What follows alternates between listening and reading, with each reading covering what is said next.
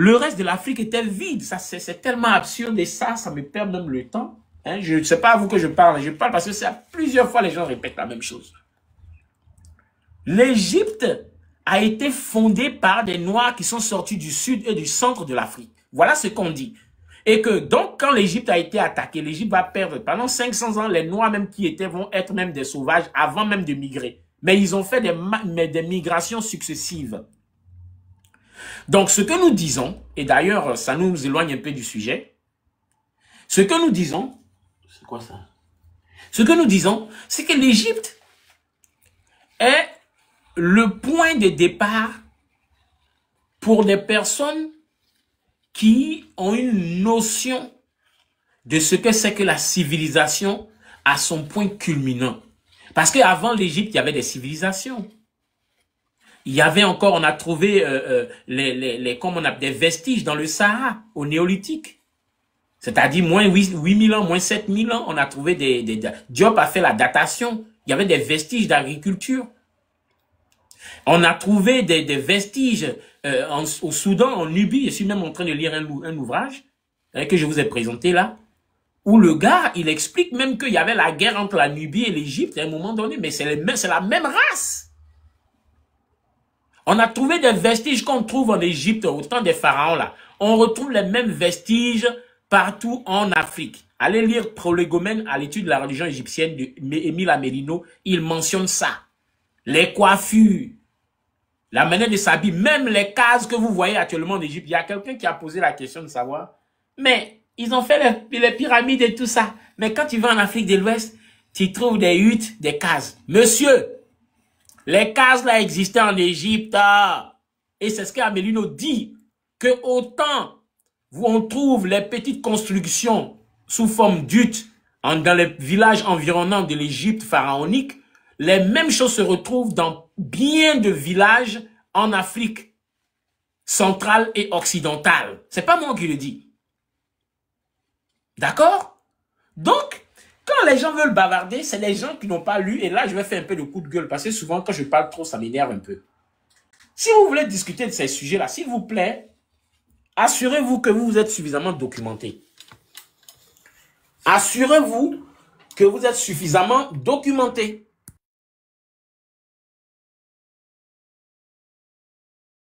Il faut boire un peu d'eau. Assurez-vous. Oui. Attends. Parce que... Il faut boire un peu d'eau. Je vais parler bien descendre. D'accord. J'ai compris ce que vous avez dit. Bon. Attendez. Non, mais je n'ai pas fini. Sur ce point-là, je ne suis pas en train de vous contredire. Non, non, en fait, je ne vous réponds pas à vous parce que j'ai entendu déjà quelques propos que vous avez prononcés par rapport à ça, justement, et que c'est très important quand même qu'on revienne là-dessus. Sinon, ce n'est pas à vous que je réponds, je profite en même temps pour aborder la question. Donc, dire que l'Égypte, d'ailleurs, la voix d'éveil était là, bon, comme tu es occupé, je ne vais pas trop t'emmerder, mais moi-même, je vais lire. Ah non, c'est bon, je veux pas. Ok, bah, est-ce que tu as tes bouquins avec toi parce que tu allais nous faire une lecture au moins? Ouais, je peux le faire. C'est quel bouquin? Prends Civilisation ou Barbarie en attendant Tierno. Il y a Tierno qui voulait réagir un peu. Et on va le laisser. Je voulais réagir un peu. Tapotez, s'il vous plaît.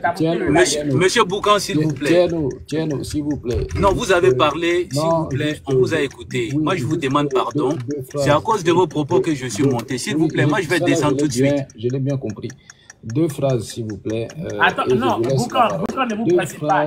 Deux phrases et je vous laisse la parole. Deux phrases et je vous laisse la parole. Allez-y alors. Ce que j'essaie de dire par là, vieux Osé, là quand je vous écoute, d'une certaine façon, vous êtes en train de faire une reconstitution dans laquelle vous placez Kemet comme une origine biologique des Africains. Non, pas du tout, monsieur. Pas du tout. Pas du tout. De nombreux Africains. Monsieur, pas du tout. On n'a jamais dit que... Voilà. On n'a jamais dit ça. Voilà, c'est vrai que vous ne m'avez pas écouté. C'est sur le terme même africain que moi je voulais répondre. Lorsque M. Boucan dit... Attendez. Non, attendez, vos deux phrases. Attendez, soyons sincères. Vos deux phrases sont finies. Là, vous vous lancez dans un débat, là. l'Égypte, les personnes qui ont construit l'Égypte venaient du Non, mais vous sud. vous lancez dans un débat, vous avez dit deux phrases. Bon, Vous lancez dans un débat maintenant. Non, mais vous êtes Attendez, venu on va organiser. On va discuter organiser. avec le vieux Ozzy, vous êtes monté là. Oui, doucement, ne vous fâchez pas. Non, je ne suis pas fâché, mais bon, s'il vous plaît. quand vous intervenez comme ça, commencez par couper votre micro déjà et venez pas couper la discussion. Monsieur Boucan, vous êtes le bienvenu, ne vous pressez pas. Comme il a dit qu'il n'allait pas rester longtemps, il va intervenir et puis on va échanger. Il y a le frère qui est en haut, il y a la voix d'éveil qui va nous faire une lecture aussi. Voilà. On m'a dit de Merci. prendre. Nous sommes à Tcherno, juste. J'ai dit civilisation ou barbarie. Civilisation ou barbarie, ça c'est un.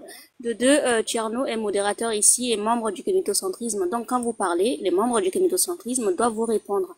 Voilà, c'est pas à vous de décider sur le panel. Merci. Il ne s'agit pas de décider. La gauche, Merci. Non, la voix d'éveil. Merci, mais Monsieur Boucan, s'il vous plaît. Monsieur Boucan, vous avez entendu. S'il vous plaît, s'il vous plaît, Attendez, s'il vous plaît, essayons de poser, de parler de façon posée, s'il vous plaît. Non, mais si vous commencez à me parler comme ça de façon paternelle, ça ne me donne même pas envie d'en savoir plus. S'il vous plaît, s'il vous plaît, Monsieur Boucan, écoutez, s'il vous plaît. Et on a écouté les préoccupations de M. Boucan qui a dit qu'il y a un florilège de concepts et tout, notamment l'afrocentrisme existe, le kémitisme existe, et que du coup, Maître, et il a fait un bon travail de revenir à l'étymologie même du mot kémitocentrisme en définissant l'objet même du concept qu'on retrouve même dans le mot. Ce qui montre en fait que bon, Monsieur Boucan a de la matière et c'est quelque chose de très intéressant. Et par contre, l'une de ses préoccupations a dit que bah, nous allons poser le Kemet comme le centre, alors que le terme Afrique, dans sa façon de parler, en tout cas, il suggère en fait que le terme Afrique ferait consensus, en tout cas, amènerait entre certains consensus lorsqu'on l'entend et que du coup beaucoup d'Africains voilà se reconnaîtraient plutôt dans cela. Et sauf que nous aussi on doit faire l'effort de pédagogie pour expliquer aussi à nos frères qui sont de ce continent-là et dont les détracteurs aussi peuvent nous objecter que le mot Afrique même c'est pas nous qui l'avons inventé. Voilà l'une des préoccupations, c'est-à-dire la paternité des mots. Donc, c'est-à-dire que le terme kémite, par exemple, ou kam, ou kemtiou, ça, personne ne peut enlever ça aux Égyptiens qu'ils avaient nommé leur terre et qu'ils avaient nommé les habitants de cet endroit du monde-là des kemtiou. Donc, ça veut dire que ils ne doivent pas à un envahisseur le nom qu'ils ont. Alors que si nous venons maintenant au terme Afrique, on revient jusqu'à ce que les Romains ont dit. Et ça remonte sur quoi? Une tribu berbère qu'ils avaient trouvée au nord de l'Afrique là-bas, pour nous désigner. Donc, ceux qui sont contre toute émergence d'une pensée africaine viendraient encore que vous n'êtes même pas père. Vous n'avez même pas la paternité de votre nom. Voilà en fait l'une des objections qui peut être faite au terme afrocentricité parce que la racine afro qui vient de Ifriqiya, soi-disant, voilà, qui est une tribu berbère des gens qui étaient venus, voilà, parce qu'en raison de leur de leur biologie, voilà, on les retrace, on sait à quel moment donné ces géants-là sont arrivés sur la terre africaine. Et encore, les gens qui viennent de ces régions-là, on connaît encore leur négrophobie vis-à-vis de nous. Vous-même, vous n'êtes pas sans ignorer ces gens-là, ce qu'ils ont vis-à-vis de nous. Donc, moi, je pense que lorsque des gens vont buter contre le thème, et je vais chuter par là, contre le terme afrocentrisme, ou kémitocentrisme plutôt, que nous fassions l'effort pédagogique de leur expliquer que même avec toute la fierté qu'ils peuvent avoir de se revendiquer Afrique, ce terme-là a été inventé par les envahisseurs. Les Romains, après les Occidentaux qui sont venus après, c'est-à-dire ceux qui ont précédé les Romains, donc les Européens modernes là, ils se sont appropriés et ils ont énormément écrit sur ça. Donc, je vois que la pertinence maintenant du kémitocentrisme se trouve à ce niveau-là, c'est-à-dire de ne pas dévoir la racine même de notre nom aux envahisseurs étrangers. Voilà. Voilà, merci. Boucan voulait réagir parce que je voulais qu'on nous fasse une lecture d'abord par rapport à quelque chose de très important. Et là, vous pouvez me traiter de religieux comme vous voulez. Mais j'aimerais réagir. Oui, allez-y, réagissez vite et puis Oui, alors,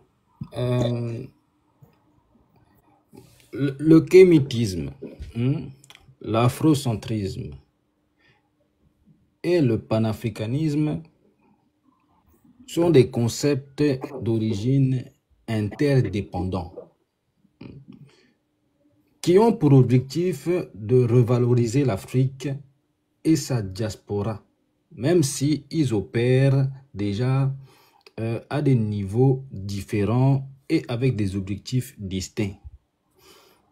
En tout cas, moi, c'est ce que j'explique aux personnes quand ils me demandent d'expliquer ce que être kémite ou qu'est-ce que le mouvement kémite. L'afrocentrisme, qu'est-ce que c'est? L'afrocentrisme, c'est avant tout un cadre épistémologique. Le but, c'est vraiment de recentrer l'Afrique dans la production du savoir, mais en partant des référents africains. Donc les langues, les temporalités et tout pour repenser le monde. Le panafricanisme, c'est un projet politique. L'objectif, c'est l'unité des peuples africains et afro-descendants dans la coopération politique et économique et tout ça. Bon, maintenant, le kémitisme. Bon, j'emploie encore le terme, il faut que je commence à moi-même à corriger ça. Le mouvement kémite, de quoi il s'agit? La façon dont moi je l'explique en tout cas, c'est la cosmogonie identitaire et culturelle qui cherche à restaurer une conscience noire enracinée dans l'Égypte antique. Mais maintenant, pourquoi? Qu'est-ce que vient faire maintenant le kémite dans tout ça? Là-dedans, les kémites, ils se positionnent comme un nœud symbolique entre afrocentrisme et panafricanisme. Vous comprenez? Donc, quand vous parlez de kémitocentrisme, que faites-vous du panafricanisme?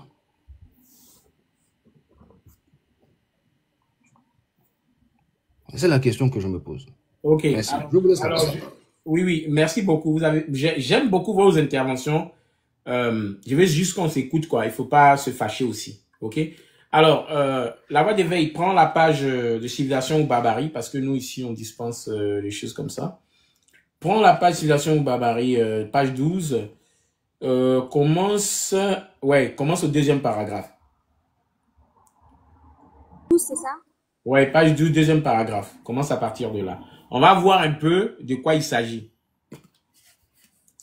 Alors, pour nous, le retour à l'Égypte antique dans tous les domaines est la condition nécessaire pour réconcilier les civilisations africaines avec l'histoire, pour bâtir un corps de sciences humaines modernes, pour rénover la culture africaine.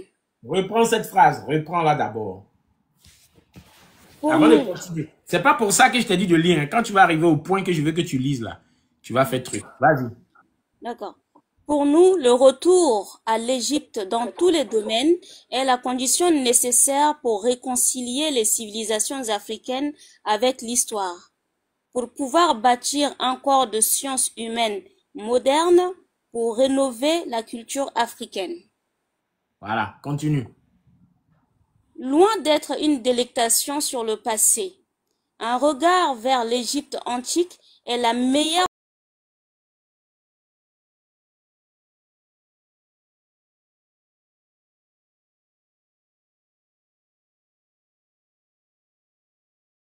façon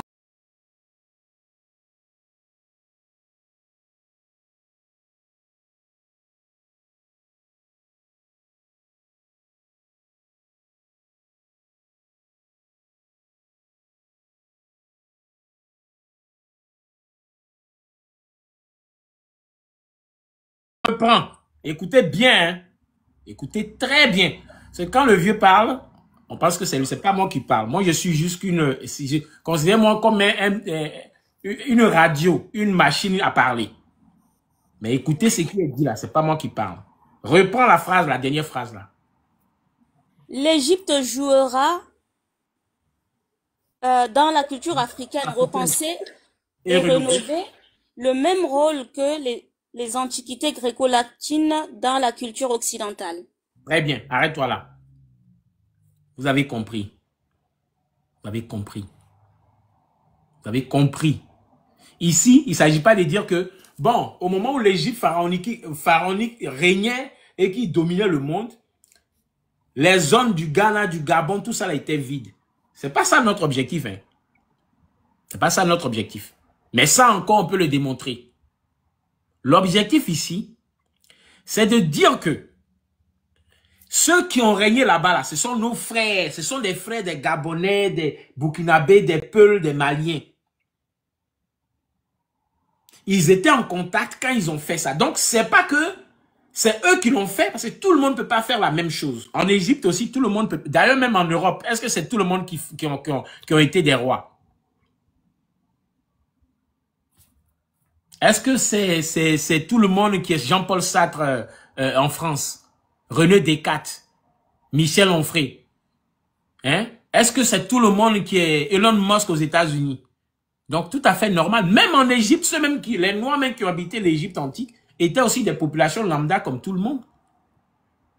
Mais ce que Diop dit ici, qu'il faut bien saisir, c'est que pour l'Afrique qui doit se renaître de ses cendres, pour l'Afrique qui doit prendre un nouvel élan, un nouvel essor pour se propulser, il faut regarder comment l'Occident actuel a fait. Et qu'est-ce que l'Occident actuel a fait? Ils sont passés par ce qu'on est en train de faire là. Hein. Voilà, il y a eu la chasse aux sorcières, il y a eu la décapitation, il y a eu le bûcher, il y a eu tout ça. Tout ça a existé en Europe. Donc, c'est pas parce qu'aujourd'hui, ils sont à une certaine position qu'ils ne sont pas passés par là. Et c'est lui qui parle, c'est Cheikh Anta Diop qui a fait l'Europe, qui allait même jusqu'en... je pense mais qui va croire que des sauvages comme vous étaient les anciens Égyptiens? Non, vraiment, c'est incroyable. D'accord? Donc, ce qu'il faut comprendre ici, c'est de dire quoi?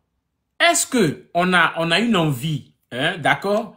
Une envie de juste répéter. Parce qu'il a dit, loin d'être une délectation sur le passé, loin d'être une délectation sur le passé, un regard vers...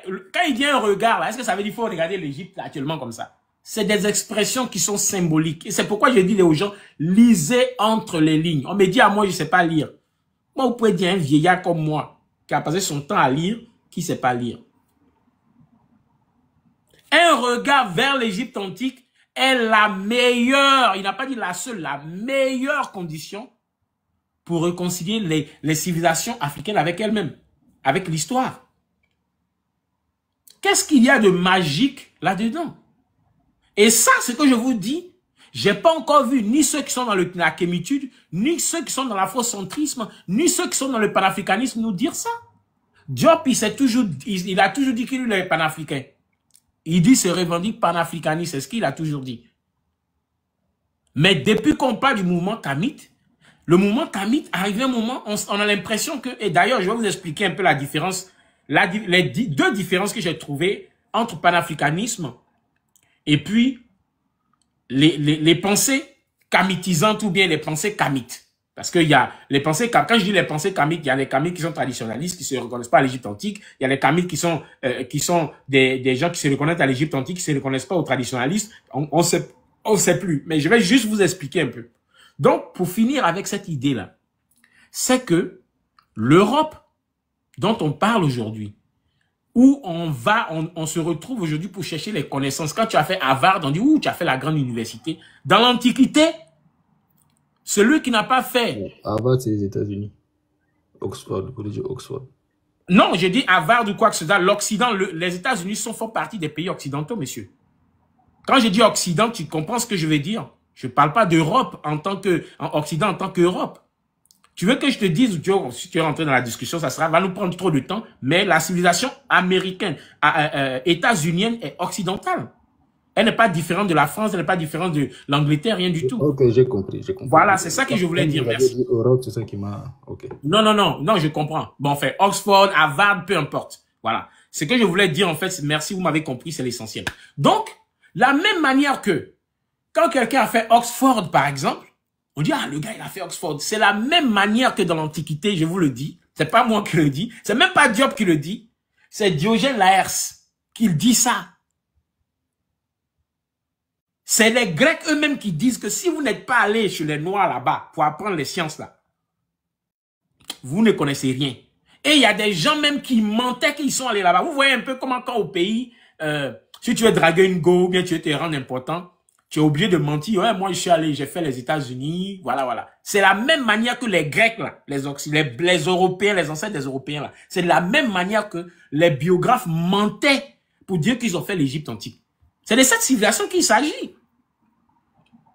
Ce n'est pas juste des choses comme ça qu'on dit. Et les gens n'ont pas conscience. C'est pourquoi Diop, je pense qu'il doit pleurer même comme ça. Il doit souffrir dans son âme. Je pense qu'il doit souffrir dans son âme parce que le livre que j'ai ici là, je vous assure que ça m'a fait couler les larmes. Hier nuit. C'est ça le problème. On n'a pas, c'est quand on dit conscience historique, les gens pensent que bon, je sais que l'Égypte antique était noire. Je sais que avant les colons, dans l'Afrique noire précoloniale, on avait tant. Ils s'arrêtent là. Eux, ils pensent que c'est ça la conscience historique. Non. La conscience historique, là, c'est la compréhension profonde de ce que tu es en toi et de d'où tu descends. Tu es descendu de qui? Les Noirs descendent des reines et des rois, des bâtisseurs. C'est de là qu'on vient. C'est pas juste de dire que oui, l'Égypte était noire, moi aussi je suis noir, donc, wow, la croix ancre. Non, les gars.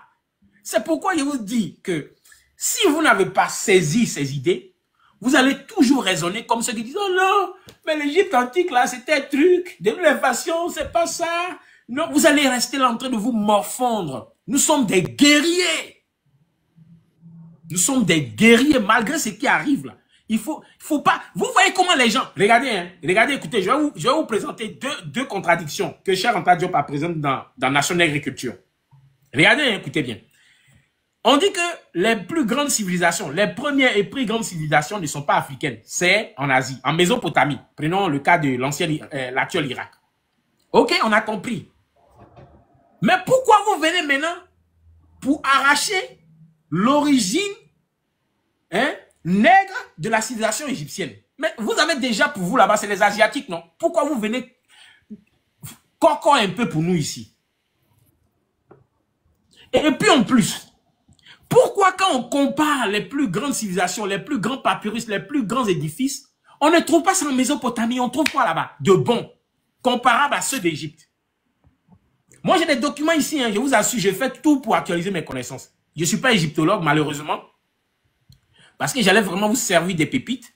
Pourquoi jusqu'à présent les gens, et c'est nous Africains qui rejetons ça. D'abord on va traiter ça de sorcellerie, on va traiter ça de diablerie. Pendant que eux-mêmes qui sont là, qui n'ont pas ça là, ils prennent, ils font des films. Ils font Hollywood, ils font tout ça. Votre civilisation. Voilà là où le problème se pose. Et c'est ça que Diop a dit. C'est ça qu'il a vu. Il a dit, attention les gars. Les Grecs que vous voyez là, d'abord même la plupart des Grecs, c'était pas des Grecs originaux. Et eux-mêmes, quand ils sont venus chercher la connaissance ici, on les poursuivait, les Grecs, les Occidentaux là. Après, putain.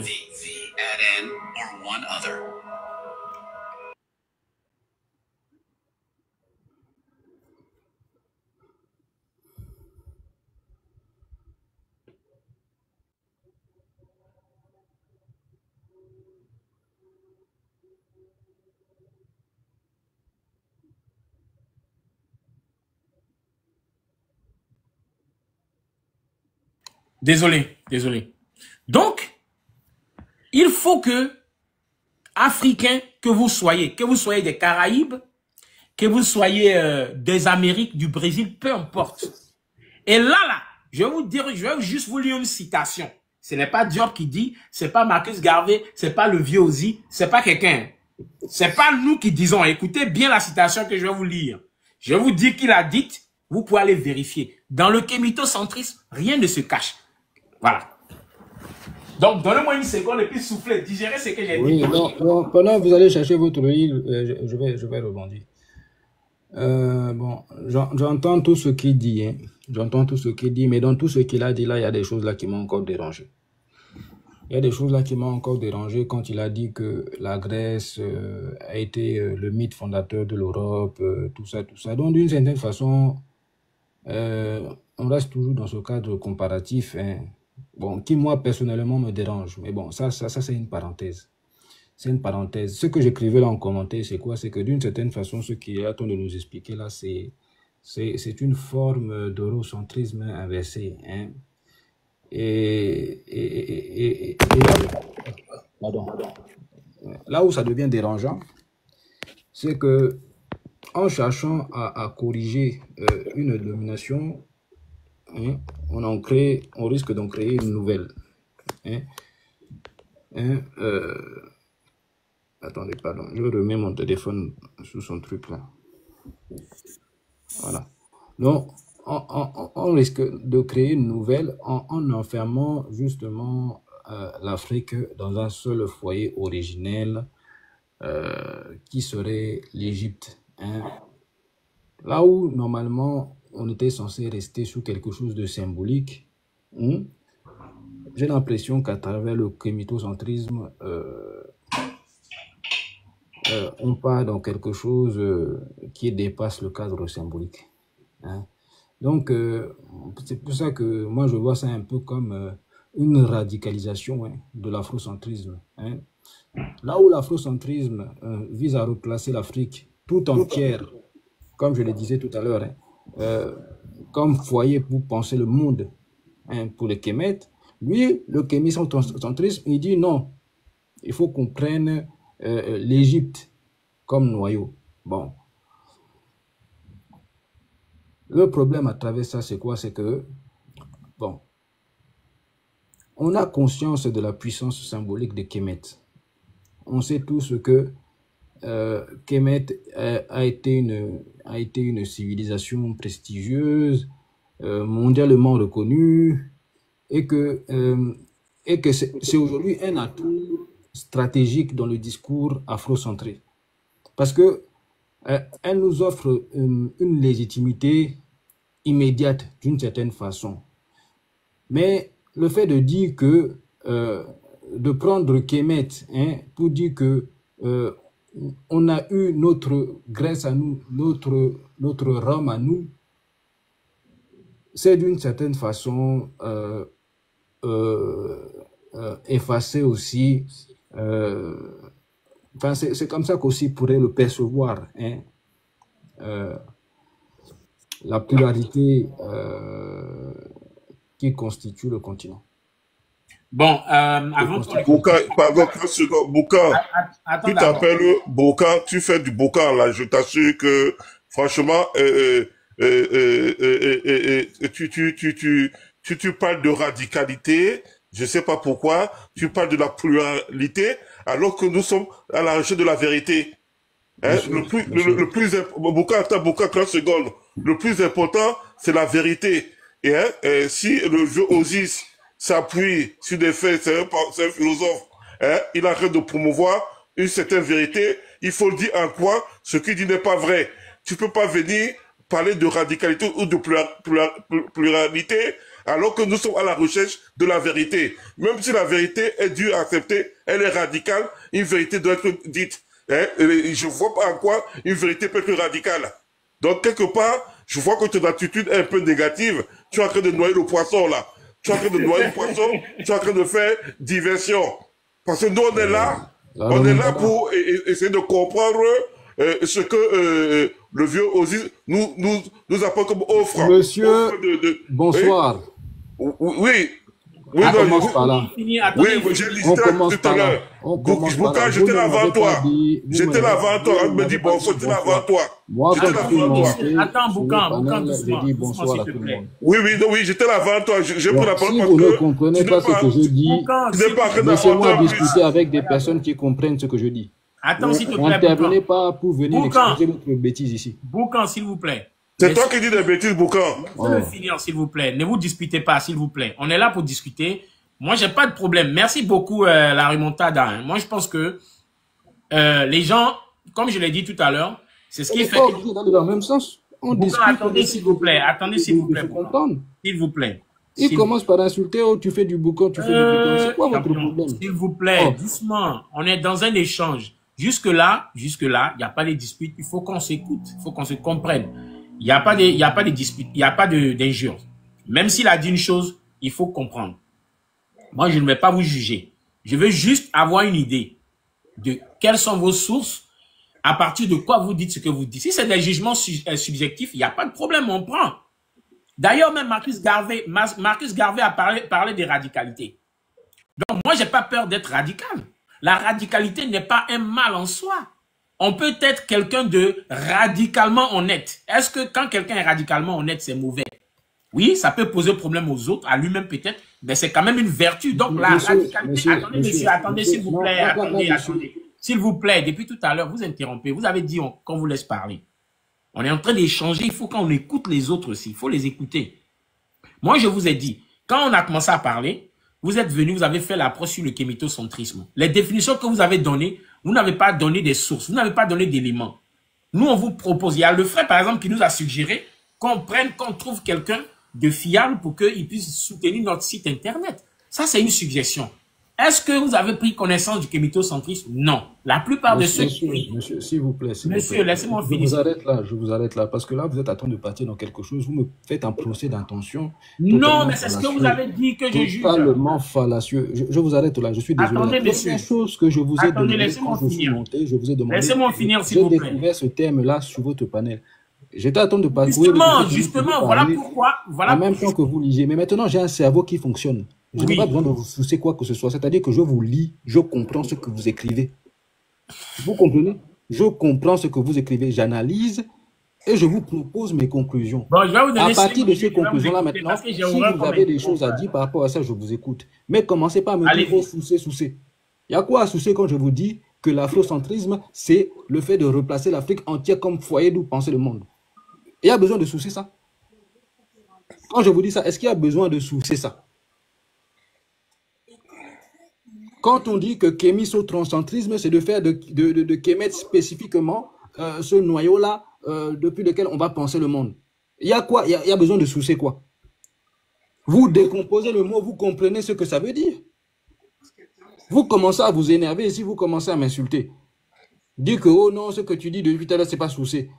Je n'ai pas besoin de soucier, je vous parle avec mon cerveau qui fonctionne. Oh. Arrêtez vos idioties là.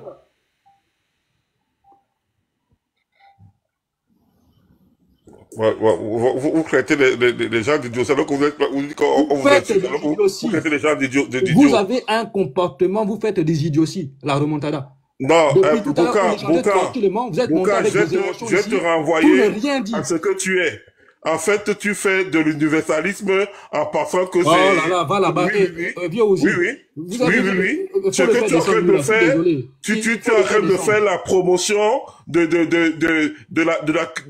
la culture des autres. Sous forme d'universalisme, tu veux noyer une renaissance d'une identité propre. C'est ça que tu es en train de faire là. C'est ce que tu es en train de faire sans t'en rendre compte peut-être, hein. Parce que tu as parlé de radicalité et de pluralité. De pluralité, qu'est-ce qui est pluriel? Le fait d'être universel par rapport au paradigme extérieur doit nous incorporer directement dedans. On est des individus, on peut être différents. Pourquoi on doit être singulier? Pourquoi on doit être singulier et systématiquement? Est-ce que tu comprends les mots même que tu emploies? C'est pas ça le problème. Pluralité, ça veut dire quoi? Donc c'est toi qui as ramené ça veut dire quoi? Que choqué, disait dans les commentaires. Pluralité, ça veut dire quoi? Attends, pause d'abord. Pause. Mettons pause d'abord. Pluralité, ça veut dire quoi, s'il vous plaît? Qu'est-ce que ça veut dire? Je suis pas à l'école là, je suis pas là pour te répondre. Qu'est-ce que ça veut dire? Non, c'est pour les personnes qui sont là. Parce que vous montez là, vous intervenez. Oui. D'abord. Laisse-le finir, s'il te plaît. Oui, je le laisse finir, mais qu'il arrête de faire la marmaille. Non, c'est terrible. C'est terrible. Vous comprenez, le vieux aussi. Vous comprenez pourquoi je comprends maintenant. C'est-à-dire qu'on est là à traiter des sujets complexes, à traiter des questions complexes. On emploie des mots que les gens ne comprennent pas. Et puis, ils montent comme ça plein d'émotions pour tuer le dialogue. Comment on avance sans dialoguer? Oh ceci, oh cela, oh ceci, oh cela. Oui, il y a droit d'avoir même dans le dialogue des pluralités d'opinions. Des divergences des opinions. Le but, c'est de se comprendre. Au début, on peut ne pas s'entendre. On peut même ne pas s'entendre. Le but, c'est de se comprendre. Moi, ce que je cherche à comprendre aujourd'hui, je pose des arguments par rapport à mon analyse. C'est le but même du kémitocentrisme. J'ai compris ce que c'est. Maintenant, ce que je veux comprendre, c'est le but même. Donc, dans ça, là, je suis en train d'échanger avec Ozzy. Il allait me faire une lecture. Toi, tu montes d'un coup comme ça, tu commences à parler. Pour nous sortir, pour nous dévier. Pourquoi? Et tu comprends même pas ce qu'on fait depuis tout à l'heure.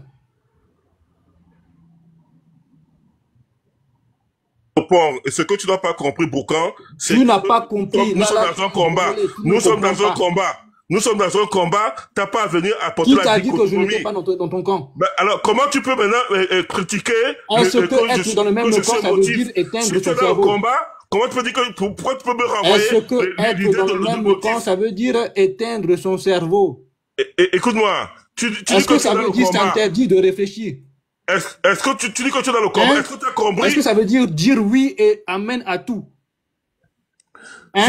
C'est pas ça le propos de dire amen à tout. On est dans un combat de renaissance, de quête d'identité propre, qui est propre à nous. Et quand tu ramènes des valeurs occidentales... Quelles valeurs occidentales j'ai ramenées? Attends, on va faire pause sur ça. Quelles valeurs occidentales j'ai ramenées? Tu parles déjà de l'émotion. Tu oses dire que je suis émotionnel, alors que l'émotion fait partie de l'identité africaine. Donc déjà, tu rejettes ce côté-là en voulant mettre en avant le côté rationnel des Occidentaux. Donc là, déjà, c'est pas bon là. Voilà, de ce point de vue, on est en désaccord. Parce que venir me critiquer dans un panel d'afro-centré, venir me dénoncer mon côté émotionnel, c'est quelque part, comment dirais-je, faire la promotion de la rationalité occidentale qui nous a amené dans le monde matériel dans lequel on est aujourd'hui. Dans la culture africaine, on est rationnel et émotionnel. C'est complémentaire. On ne nie pas l'émotion de quelqu'un. C'est là où je suis pas d'accord avec vous. Tu l'as dit, non? Tu l'as dit. On est rationnel et émotionnel. On a les deux. Mais ne mettez pas en avant le côté rationnel. D'abord, on va s'arrêter là. Tu as dit, on est rationnel et émotionnel. Donc, quand je dis que tu montes avec... Mais pourquoi tu rabaisses? Pourquoi tu rabaisses le côté émotionnel? Tu n'as pas rabaissé le côté émotionnel. C'est toi que je dis que tu n'es pas dans le combat. Tu n'es pas dans le combat. Je t'ai dit, tu es monté avec tes émotions. Est-ce que j'ai critiqué tes émotions? J'ai dit que tu es monté avec tes émotions. Tu n'as pas, on a un discours rationnel. Tu n'as pas à me stigmatiser. Je suis un Africain. Ce sont mes émotions. Écoutez-moi, c'est pas mes émotions. Est-ce que vous m'entendez? Sois rationnel comme un leucoderme. Sois rationnel comme un leucoderme. Dans ton analyse, sois rationnel. C'est bien pour toi. N'importe où. Est-ce qu'on m'entend? Est-ce qu'on m'entend? Allô, les gars, est-ce que vous m'entendez avant? Allô, est-ce qu'on m'entend? Je t'entends, le vieux aussi, moi je t'entends. Mais depuis tout à l'heure, j'ai dit est-ce qu'on m'entend? Vous ne me répondez pas. Si vous voulez, je vais vous laisser parler. Et puis après, on va revenir sur ce dont on parlait. Voilà. Si vous voulez ça, je vous laisse le temps de parler. Je vais vous mettre 30 minutes. La remontada, tu as des choses à dire par rapport au sujet là?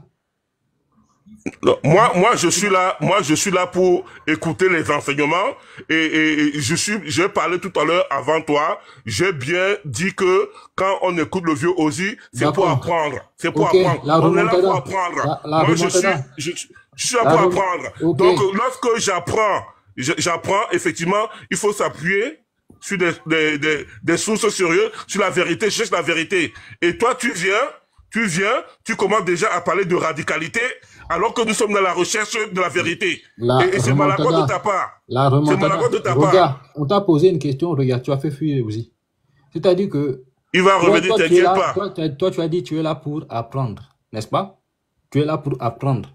Moi, je suis là pour apprendre et réagir. Tu ne connais pas mon cursus scolaire, tu ne connais pas mes diplômes. Ça n'a rien à voir, justement. Voilà une erreur que tu fais là. Voilà une erreur d'analyse que tu fais. Je ne fais pas mettre en avant ton cursus, tes diplômes. Voilà ton problème. C'est-à-dire que si toi, tu peux te poser comme ça, écouter seulement, moi, j'écoute et je réagis. C'est ce que j'ai fait là. C'est-à-dire que toi, tu viens me priver de mon droit de réaction. C'est-à-dire que l'autre même du panel, ça ne dérange pas que je réagisse.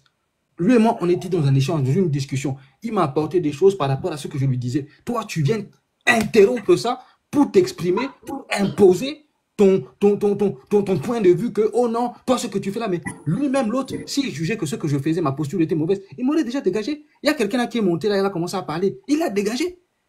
Ça fait depuis 30 minutes, 1 heure que je suis là, je discute avec lui tranquillement. Toi, tu viens te poser comme ça, mais qui es-tu? Au nom de quoi? Ben, toi, au nom de quoi, toi, tu viens... Au nom de moi-même, je pose des questions de moi-même. Toi, tu viens dans un panel, un panel d'éveil. En quoi tu viens assombrir, comment faire de l'obscurantisme? Assombrir quoi? Pourquoi? Dans un panel africain. Assombrir quoi? En fait, j'ai compris. Donc, toi, tu as entendu le mot radical, c'est ça qui t'a énervé? Ça m'a énervé parce que ça n'avait pas besoin d'être, ça n'avait pas sa place. J'ai compris. Dans le contexte, on n'avait pas de place. La remontada, j'ai compris. Et tu as parlé, La remontada, calme-toi, on y va point à point. Calme-toi. Calme-toi, ça sert à rien de t'énerver là, calme-toi. J'ai compris là où se situe ton problème, c'est que toi, tu es une personne qui réagit aux mots. C'est-à-dire que tu as entendu le mot radical, directement ton cerveau, il a commencé à s'agiter. Le mot radical, je l'ai employé dans un contexte. Comprends-tu? C'est-à-dire que ce que j'expliquais, c'est quoi? C'est qu'on a l'afrocentrisme. L'afrocentrisme qui, elle, englobe l'Afrique dans sa totalité. Tu comprends? Englobe l'Afrique dans sa totalité et comprend sa diversité pour penser le monde. C'est-à-dire que l'Africain qui revient aux sources peut se référer à sa culture locale sans pour autant choisir nécessairement de se référer à l'Égypte. Bon, dans un premier temps, après je comprends la vision, ce que le kémitocentrisme. Et dans ça, l'explication que j'ai donnée, c'est que le kémitocentrisme maintenant, lui, il se concentre principalement sur l'Égypte de façon radicale. Tu comprends? C'est dans ce contexte-là. Je ne suis pas en train de te parler d'une radicalité ou bien ou quoi. Hein? Est-ce que là maintenant tu as compris? Bref, je ne suis pas là pour avoir une... Est-ce que tu as compris d'abord?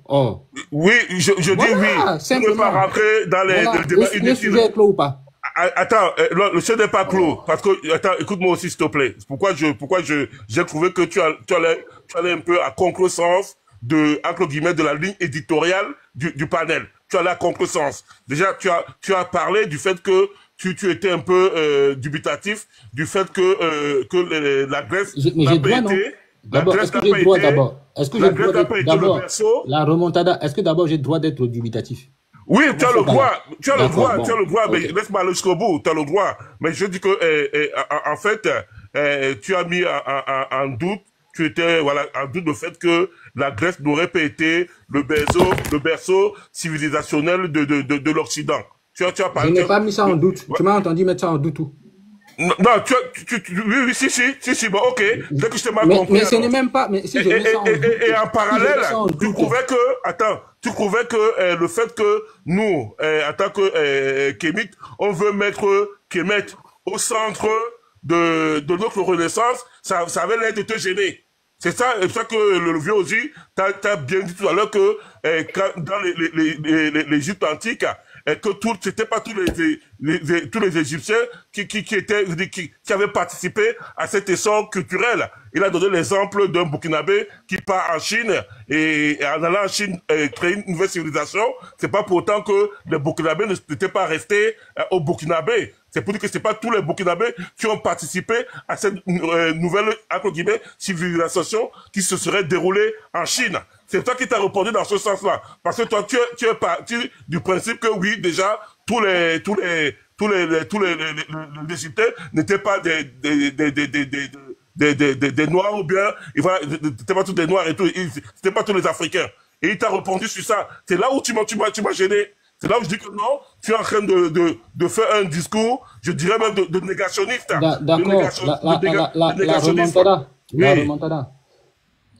Si tu ne comprends pas ou si tu n'es pas d'accord avec quelqu'un sur un point, tu ne l'attaques pas. D'abord, tu viens, tu montes, et puis tu cherches à échanger avec cette personne-là pour peut-être comprendre un peu mieux quel est son point de vue. Et puis, s'il y a des points sur lesquels il y a des divergences, c'est pas grave. C'est pas grave. Tu comprends? C'est pas grave. Maintenant, je vais t'expliquer. Ce que moi, de façon générale, depuis l'affaire de Jacques Le Fou là, avec Médusa, j'ai eu affaire à de nombreux détracteurs. Et systématiquement, ce que je leur ai expliqué, en tout cas me concernait, c'est que quand on choisit Kemet, on a conscience que d'une certaine façon, ce n'est pas l'origine biologique de l'Afrique tout entière, mais c'est une cosmogonie de reconstitution. C'est-à-dire qu'on n'est pas en train de dire que nous venons tous de là au sens génétique. Ce qu'on dit, c'est que nous pouvons tous partir de là pour nous reconstruire. Est-ce que tu comprends? Parce non, je ne comprends pas. Parce que Kemet, c'est le nom du mot Kemet. Fini. Oui, oui. Tu m'as posé une question, si j'étais d'accord avec toi, je t'ai dit que non.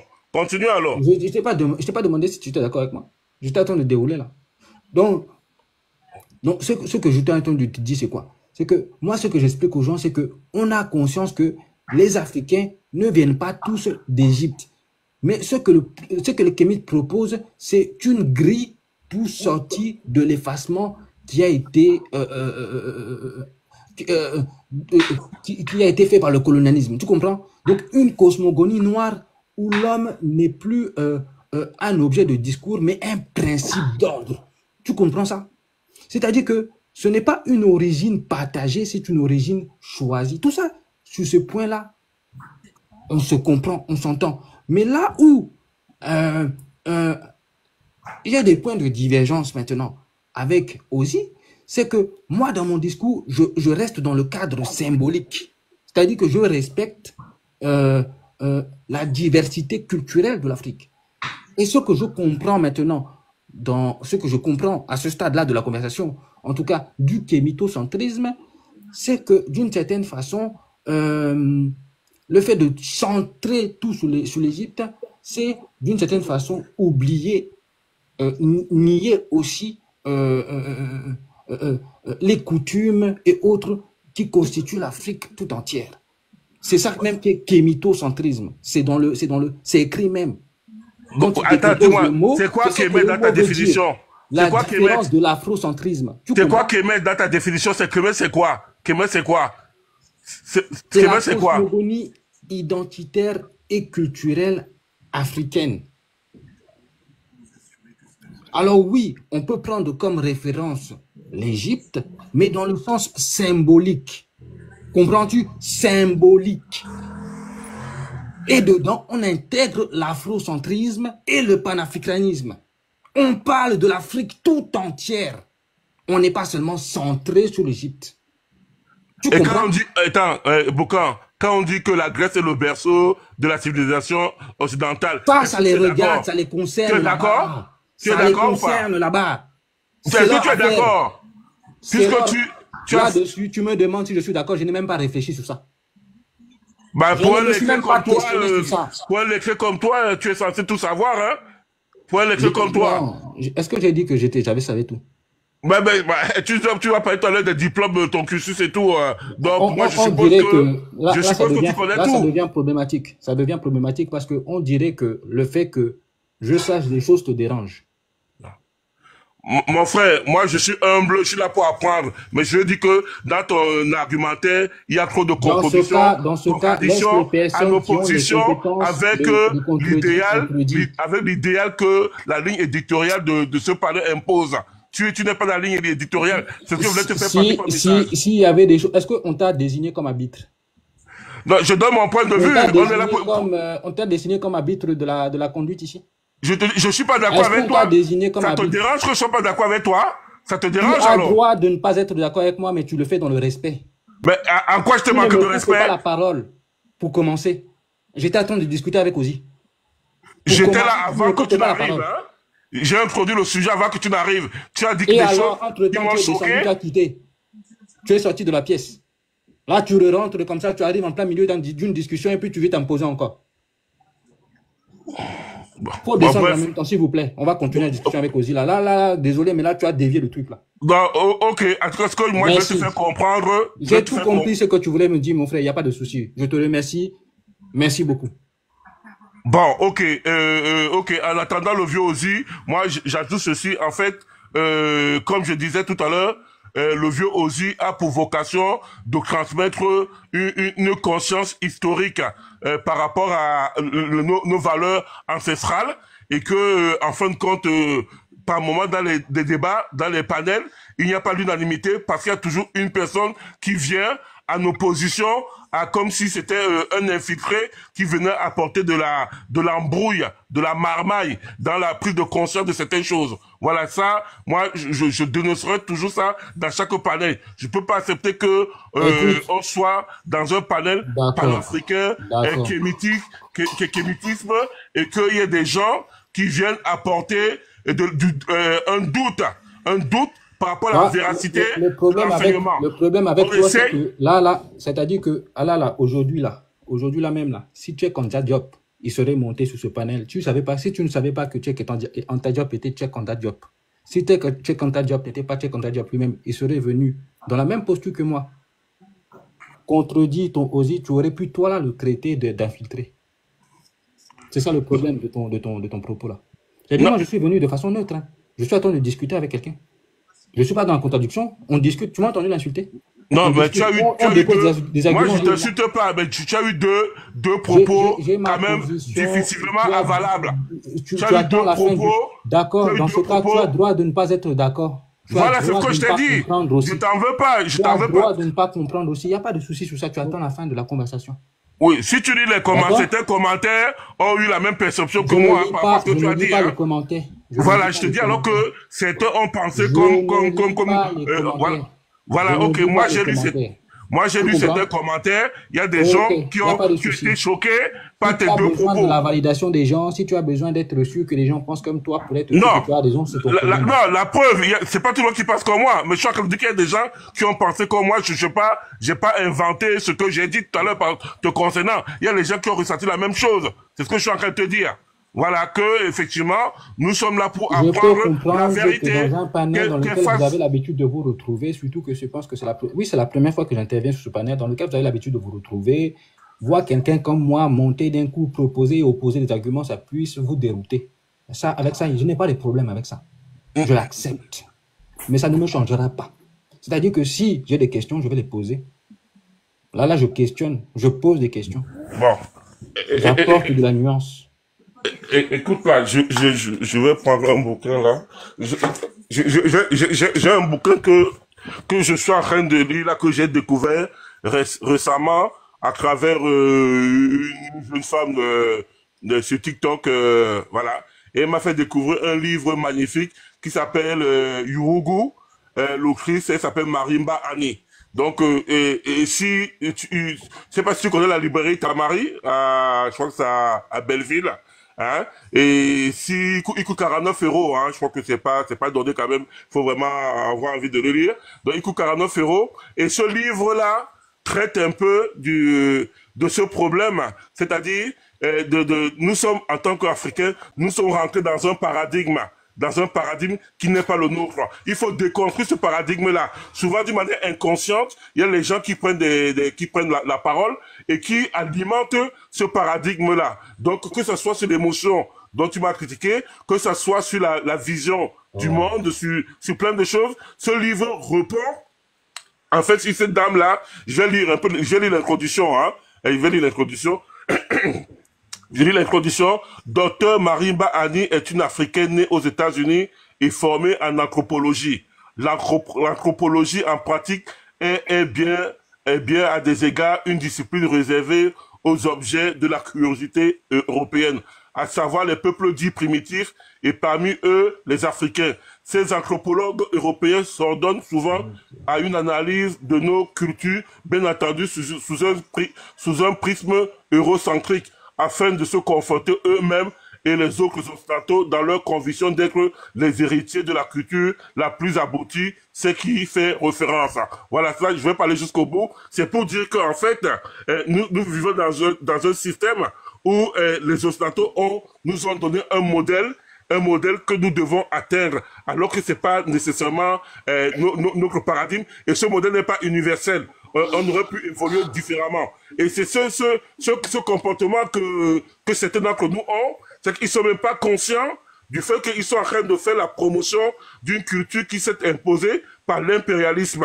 C'est la domination d'une culture sur une autre. C'est ce qu'on appelle l'impérialisme. Donc l'Occident nous domine culturellement et nous avons des agents de l'Occident qui continuent à promouvoir cet impérialisme. Et alors que nous sommes dans l'ère de la déconstruction, il faut déconstruire cet impérialisme culturel pour devenir des hommes nouveaux. Et c'est ça un peu le but, ce que j'ai dit tout à l'heure au vieux aussi, que effectivement, son idéologie... Arrêtez les sauvages de l'Afrique, là, les macaques à peine évolués, les manger des fruits juteux. Et personne ne croit que vous êtes les anciens Égyptiens. Vous êtes les mangeurs de fruits juteux. Les macaques à peine évolués. Voilà une cotisation du bois, que le livre lui fera du bien. Le livre lui fera du bien. Bon, attends mon frère, je vais lire la préface de... bon à rien depuis 5 millions là, qui va voir ça? Attends. Voilà les défaitistes là. Bon, je vais lire la préface de Dr Ama Mazama. Vous avez sans doute entendu parler allez revendiquer les villages des civilisations autour de votre village. Vous allez bon, Rio, soyez un peu sérieux s'il te plaît. Il y a des gens qui sont là pour apprendre. Pas sérieux. Tu vas revendiquer.